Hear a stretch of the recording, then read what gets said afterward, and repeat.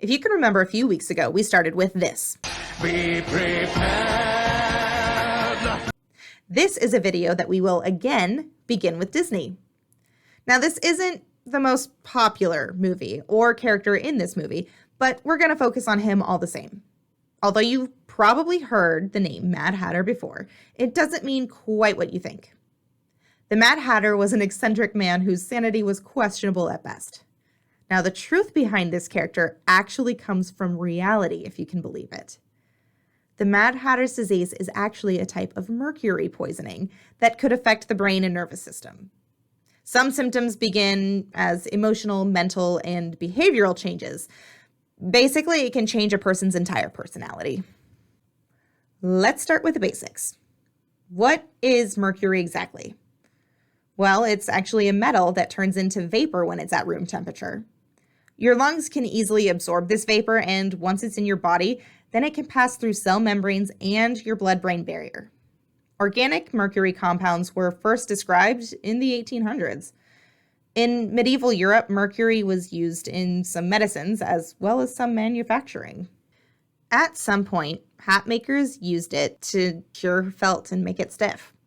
Those hat makers later developed some kind of neurological symptoms from mercury poisoning, and by the year 1837, the phrase "mad as a hatter" was common amongst civilians. It wasn't until 30 years later that Lewis Carroll, the author of Alice in Wonderland, created the famous character Mad Hatter. In the United States, hat makers continued to use mercury until, 1941.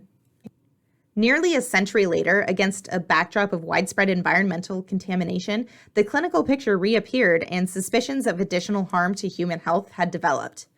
Turns out, mercury is a neurotoxin and can cause neurological damage that will typically lead to hallucinations and psychosis. It can severely damage your nervous system, stomach, kidneys, skin, thyroid, muscles, liver. You get the idea. Sounds a little scary, right?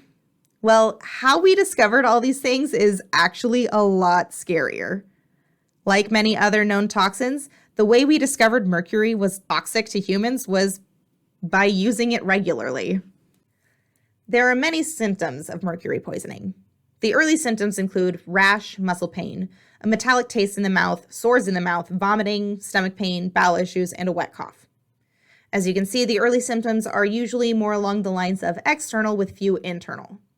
The latter symptoms may include irritability and lack of patience, shyness, the desire to avoid people, anxiety, insomnia, a tremor that begins in the hands that will eventually affect the head and face, concentration trouble, memory loss, and jerky movements. These symptoms include more of the behavioral changes. Can you imagine watching your friend or family member slowly turn into someone you don't know? You wouldn't know why, you wouldn't know what to do to help, and to top it all off, you can't do anything to stop it because you don't know what's causing it. And that's because the cause of mercury poisoning varies.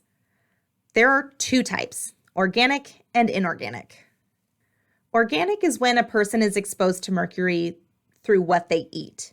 Inorganic is when they're exposed through contact with mercury, like with their job or certain dental fillings. Fish, workplace, and dental fillings are the top 3 sources of mercury exposure. The main treatments for mercury poisoning are oxygen, fluids, and drugs that increase the airflow into the lungs. We don't see mercury poisoning much today, and that's because environmental health specialists watch or test for potentially harmful substances. The specialists collect samples from soil, air, water, and other pollutants from places and then test those samples in order to see if there are any traces of harmful substances. In fact, to prevent mercury poisoning, fishing has been prohibited in more than 3,000 lakes in the United States. Public health environmental health specialists and community health nurses regularly monitor disease outbreaks. They do this to find the source of the problem, like the source of the Mad Hatter's disease, and to stop this disease from spreading. Once the source of the illness is found, steps are taken to ensure that anyone affected is informed of what is happening, where it happened, and what they can do about it. Thanks for joining us. Until next time.